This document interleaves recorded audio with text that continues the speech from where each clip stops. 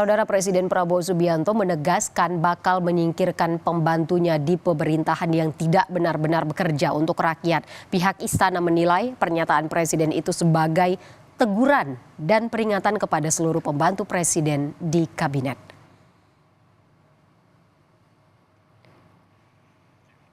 Kepala Komunikasi Kepresidenan Hasan Nasbi menegaskan pernyataan Presiden Prabowo dilakukan untuk mengingatkan para menteri agar bekerja seirama demi kepentingan rakyat. Soal kepastian perombakan kabinet, ia pun menyerahkan kepada Presiden dan hak prerogatifnya. Menurut Hasan Nasbi, jika pun ada reshuffle, hanya Presiden yang tahu.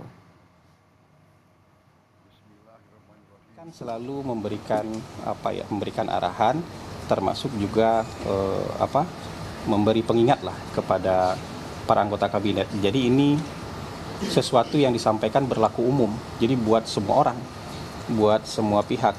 Tujuannya adalah supaya anggota kabinet itu betul-betul murni. Tujuannya hanya untuk bekerja demi kepentingan rakyat. Tidak ada kepentingan-kepentingan yang lain yang dibawa dalam rangka bekerja bersama Presiden Prabowo. Jadi ini peringatan yang berlaku umum. Jadi siapapun itu yang tidak mau seirama gerak langkahnya bersama Presiden, ya nanti akan dapatkan evaluasi dari Presiden. Sebelumnya saat menghadiri puncak peringatan hari lahir ke-102 Nahdlatul Ulama di Istora Senayan, selain melempar sinyal akan menindak para pembantu dan aparat yang bandel selama 100 hari pemerintahannya, Presiden Prabowo juga bilang akan menyingkirkan mereka yang tidak mau bekerja untuk rakyat.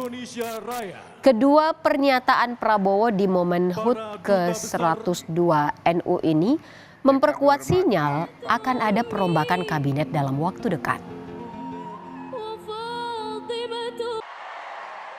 Bersih, yang benar, yang bekerja dengan benar.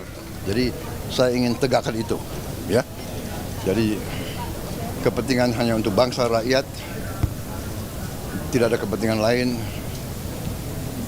Yang tidak mau bekerja benar-benar untuk rakyat, ya saya akan singkirkan, ya. Mau lebih jelas lagi?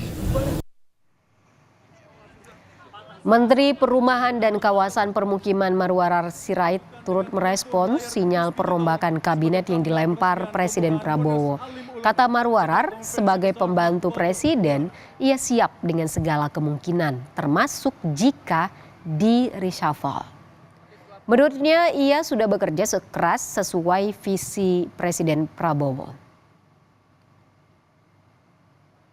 Kita kan sebagai pembantunya harus siap loh. Kita harus siap dan kita pembantu presiden ya, menjalankan tugas presiden.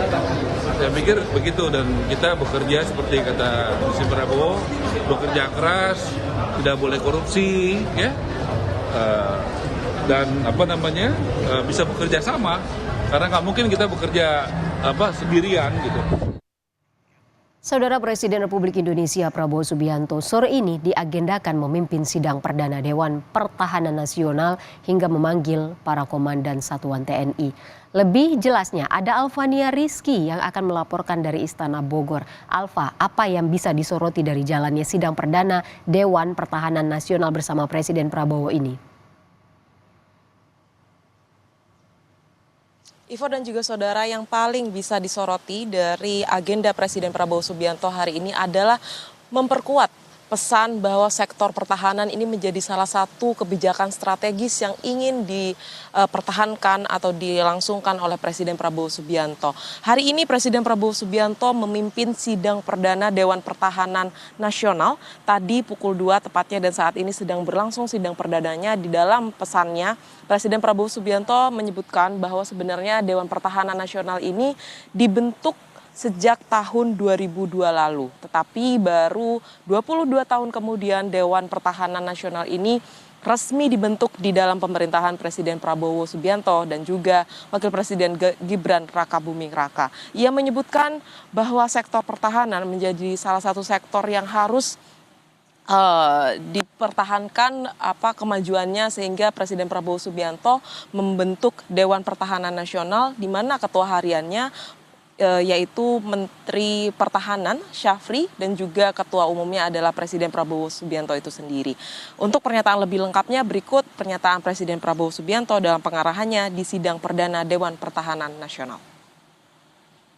Dewan Pertahanan Nasional itu diamanatkan oleh Undang-Undang Nomor 3 Tahun 2002 tentang Pertahanan Negara, khususnya pasal 15 tentang pembentukan Dewan Pertahanan Nasional.